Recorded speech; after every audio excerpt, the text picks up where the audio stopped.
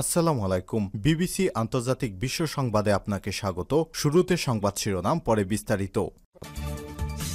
বাংলাদেশের সর্বশেষ গুরুত্বপূর্ণ আপডেট সংবাদে আপনাকে স্বাগত। শুরুতেই সংবাদ শিরোনাম, পরে বিস্তারিত।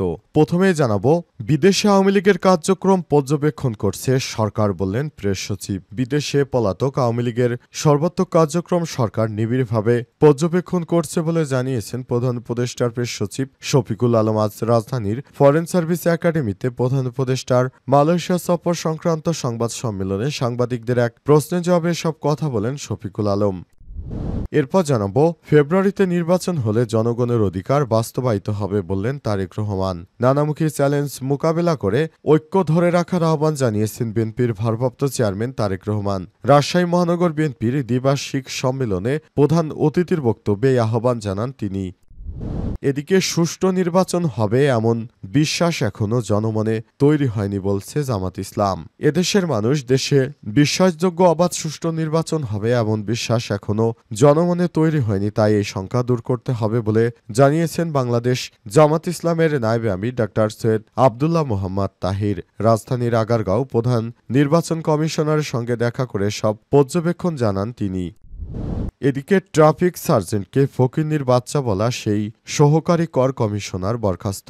গাড়ির কাগজপত্র দেখতে চায় ট্রাফিক সার্জেন্টকে অকথ্য ভাষায় গালিগালাজের অভিযোগে কর অঞ্চল 25-এর সহকারী কর কমিশনার ফাতেমা বেগমকে সাময়িক বরখাস্ত করা হয়েছে। আজ এনবিআর চেয়ারম্যান মোহাম্মদ আব্দুর রহমান খান সই করা এক বিজ্ঞপ্তিতে এই তথ্য নিশ্চিত করা হয়েছে। এবং সর্বশেষ জানাবো, উপদেষ্টার আশ্বাসে পরিবহন ধর্মঘট প্রত্যাহার। সড়ক পরিবহন ও সেতু মন্ত্রণালয়ের উপদেষ্টা মোহাম্মদ ফাউজুল কবির খানের আশ্বাসে 12 আগস্ট থেকে অঘোষিত 72 ঘণ্টা ধর্মঘট প্রত্যাহার করেছে বাংলাদেশ সড়ক পরিবহন মালিক সমিতি। বিদ্যুৎ ভবনের বিজয় হলে সড়ক পরিবহন উপদেষ্টার সঙ্গে পরিবহন মালিকদের বৈঠকে সিদ্ধান্ত গ্রহণ করা হয়েছে। প্রিয় দর্শক, এতক্ষণ শুনছিলেন সংবাদ শিরোনাম, এবারে বিস্তারিত।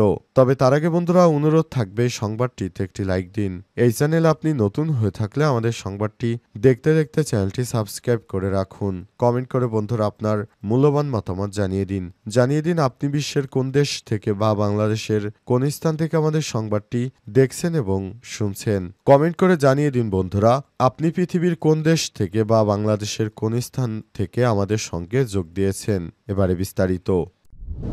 বিদেশে আওয়ামী লীগের কার্যক্রম পর্যবেক্ষণ করছে সরকার, বললেন প্রেস সচিব। বিদেশে আওয়ামী লীগের সকল ধরনের কার্যক্রম সরকার নিবিড়ভাবে পর্যবেক্ষণ করছে বলে জানিয়েছেন প্রধান উপদেষ্টার প্রেস সচিব শফিকুল আলম। আজ রাজধানীর ফরেন সার্ভিস একাডেমিতে প্রধান উপদেষ্টার মালয়েশিয়া সফর সংক্রান্ত সংবাদ সম্মেলনে সাংবাদিকদের প্রশ্নের জবাবে সব কথা জানিয়েছেন প্রেস সচিব। তিনি বলেন, আমরা জানতে পেরেছি আওয়ামী লীগ ভারতে বসে দেশের বিরুদ্ধে ষড়যন্ত্র করার চেষ্টা করছে। তাদেরকে প্রতিহত করার জন্য সর্বাত্মক প্রচেষ্টা অব্যাহত রেখেছে সরকার, যাতে করে ভারতে বসে দেশের বিরুদ্ধে কেউ ষড়যন্ত্র করতে না পারে। সে কারণে সরকার সর্বাত্মক প্রস্তুতি গ্রহণ করতে শুরু করেছে। আগামীর নির্বাচন যেন কেউ বানচাল করতে না পারে সে ব্যাপারে সরকার বদ্ধপরিকর এবং সরকার সেভাবেই তার কার্যক্রম এগিয়ে নেওয়ার চেষ্টা করছে।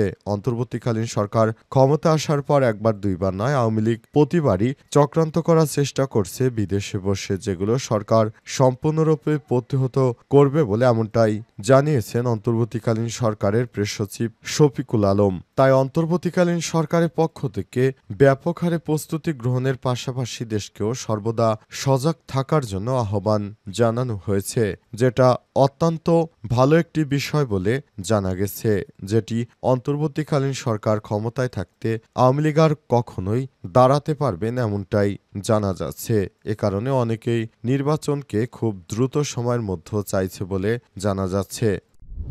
ফেব্রুয়ারিতে নির্বাচন হলে জনগণের অধিকার বাস্তবায়িত হবে, বললেন তারেক রহমান। নানামুখী চ্যালেঞ্জ মোকাবেলায় দল ঐক্য ধরে রাখার আহ্বান জানিয়েছেন বিএনপির ভারপ্রাপ্ত চেয়ারম্যান তারেক রহমান। আজ রাজশাহী মহানগর বিএনপির দ্বিবার্ষিক সম্মেলনে প্রধান অতিথির বক্তব্যে এই আহ্বান জানান তিনি। তারেক রহমান বলেছেন, ফেব্রুয়ারিতে জাতীয় নির্বাচন হলে জনগণের অধিকার বাস্তবায়িত হবে। জনগণের রাজনৈতিক অধিকার প্রতিষ্ঠায় 24-এর আন্দোলনের মূল লক্ষ্য। উল্লেখ্য, দীর্ঘ 15 বছর ধরে বিএনপি সংগ্রাম করছে বলে মনে করেন তারেক রহমান। তাই দেশবাসীর উদ্দেশ্যে তারেক রহমান বলেছেন, আপনারা একসঙ্গে মিলেমিশে কাজ করুন, একসঙ্গে মিলেমিশে থাকুন, তা না হলে পলাতক স্বৈরাচার আবার নতুন করে বাংলাদেশকে অস্থিতিশীল করার জন্য সর্বাত্মক চেষ্টা চালিয়ে যাবে। তাই সবার উচিত একসঙ্গে মিলেমিশে এই স্বৈরাচারকে প্রতিহত করতে হবে, কোনোভাবেই যেন বাংলাদেশটাকে আর ষড়যন্ত্রের বলিতে পরিণত করতে না পারে, সে কারণে সবার প্রতি আহ্বান জানিয়েছেন তারেক রহমান। তিনি বলেছেন, আমি লন্ডনে আছি বলে মনে করবেন না, দূরে রয়েছে। আমি সবসময় বাংলাদেশটাকে কিভাবে ভালো পর্যায়ে নিয়ে যাওয়া যায় সেজন্য সর্বাত্মক কাজ করছি বলে জানান তিনি। সুষ্ঠু নির্বাচন হবে এমন বিশ্বাস এখনো জনমনে তৈরি হয়নি বলছে জামাত। দেশে বিশ্বাসযোগ্য অবাধ সুষ্ঠু নির্বাচন হবে এমন বিশ্বাস এখনো জনমনে তৈরি হয়নি বলে মনে করা হচ্ছে। তাই এই শঙ্কা দূর করতে হবে বলে জানিয়েছেন বাংলাদেশ জামাত ইসলামের নায়েবে আমির ডক্টর সৈয়দ আব্দুল্লাহ মোহাম্মদ তাহির। রাজধানীর আগারগাঁওয়ে প্রধান নির্বাচন কমিশনের সঙ্গে দেখা করে সব পর্যবেক্ষণের কথা জানান তিনি। ডক্টর তাহির বলেছেন, ফেব্রুয়ারি প্রথম সপ্তাহে নির্বাচন নিয়ে জামাতের মৌলিক আপত্তি নেই, তবে পর্যবেক্ষণ আছে। দেশে বিশ্বাসযোগ্য অবাধ সুষ্ঠু নির্বাচন হবে এমন বিশ্বাস এখনো জনমনে তৈরি হয় নাই, তাই শঙ্কা দূর করতে হবে। তিনি আর বলেছেন, নির্বাচনের পূর্বশর্ত হচ্ছে লেভেল প্লেইং ফিল্ড, আর কোনো অস্বচ্ছ নির্বাচন দেখার মানসিকতা দেশের মানুষের নেই। ব্যর্থ হলেই দেশের মানুষ আবার আন্দোলনে ঝাঁপিয়ে পড়বে। তিনি আরো বলেছেন, নির্বাচনের আগে গণ অভ্যুত্থানে জড়িত অপরাধীদের বিচার দৃশ্যমান করতে হবে, মৌলিক সংস্কার বাস্তবায়ন করতে হবে, তা না হলে অতীত আর বর্তমানের মধ্যে কোনো পার্থক্য থাকবে না বলে মনে করা হচ্ছে। জামাত ইসলামের পক্ষ থেকে বলা হচ্ছে, আমরা পিআর পদ্ধতিতে যে নির্বাচনের জন্য এতদিন ধরে লড়াই সংগ্রাম করছি, আমরা চাই একটি অবাধ সুষ্ঠু নির্বাচন, তবে সেটি পিআর পদ্ধতিতে হতে হবে। সেজন্য আমরা মাঠে নেমেছি এবং সেভাবেই কাজ করতে চাই। আগামীতে পিআর পদ্ধতির মাধ্যমে যথাযথ প্রক্রিয়ায় নির্বাচনের দাবিতে আবারও মাঠে নামতে পারে জামাত বলে এমনটাই জানা যাচ্ছে। তবে জামাত ইসলাম যদি মাঠে নামে আর বিএনপি পিআর চায় না, দুই দলের মধ্যে হয়তো বড় ধরনের কোনো সংঘাত লাগার সম্ভাবনাও তৈরি হতে পারে।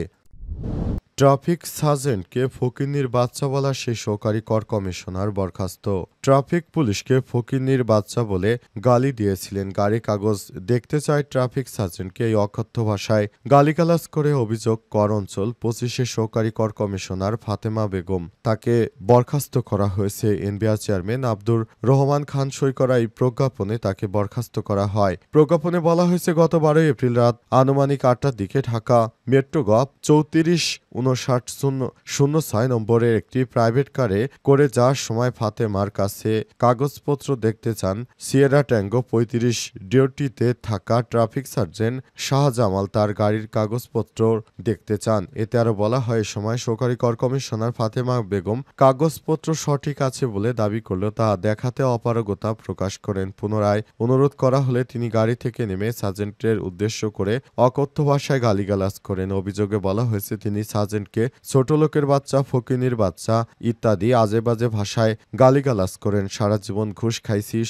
ইত্যাদি ভাষায় গালমন্দ করে। তিনি আরো বলেন, তোর এত বড় সাহস, তুই একটা সার্জেন্ট হয়ে আমার মতো কর্মকর্তার গাড়ি আটকাস। এই ঘটনার পরদিন 13 এপ্রিল লালবাগ থানায় ফাতেমা বেগমের বিরুদ্ধে দণ্ডবিধির 186/353/332/179/114 ধারায় একটি মামলা দায়ের করা হয়। মামলা নম্বর 03 দায়ের করা হয়েছে। এছাড়াও সরকারি কর্মচারী শৃঙ্খলা আপিল বিধিমালা 2018-এর বিধি 3-এর খ অনুযায়ী তার এই আচরণ অসদাচরণ হিসেবে গণ্য হয়। বিভাগীয় কার্যধারা শুরু হয়েছে। পরিস্থিতি বিবেচনায় ওই নীতিমালায় 12 ধারা অনুসারে তাকে বরখাস্ত করা হয়। বরখাস্তকালীন তিনি বিধি অনুযায়ী খোরপোশ ভাতা পাবেন শুধু।